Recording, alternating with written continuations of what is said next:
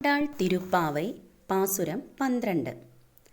കனைத்திளம் கற்றெருமை கன்றுக்கிறங்கி நினைத்து முளை வழியே நின்று பால் சோரா நனைத்தில்லம் சேராக்கும் நற்செல்வன் தங்காய் பனித்தலை வீழ நின் வாசல் கடை பற்றி சினத்தினால் தென்னிலங்கை கோமானை சிற்றா மனத்துக்கினியானை பாடவும் நீவாய் திறவாய் இனித்தான் எழுந்திராய் ஏதென்ன பேருறக்கம் അനൈത്തില്ലത്താരുമറിന്തേലോരം പാവായ്.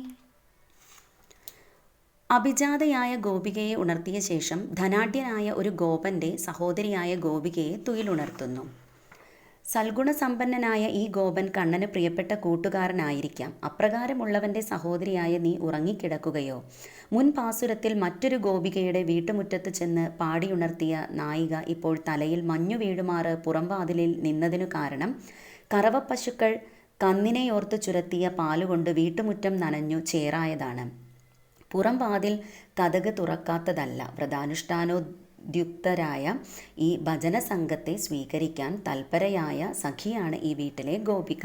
ഇതെന്തുറക്കം, മറ്റു വീടുകളിലുള്ളവർ അറിഞ്ഞില്ലേ എന്നും മറ്റും സ്വാതന്ത്ര്യത്തോടുകൂടി നായിക ഈ സഖിയെ ശാസിക്കുന്നത് ശ്രദ്ധിക്കുക.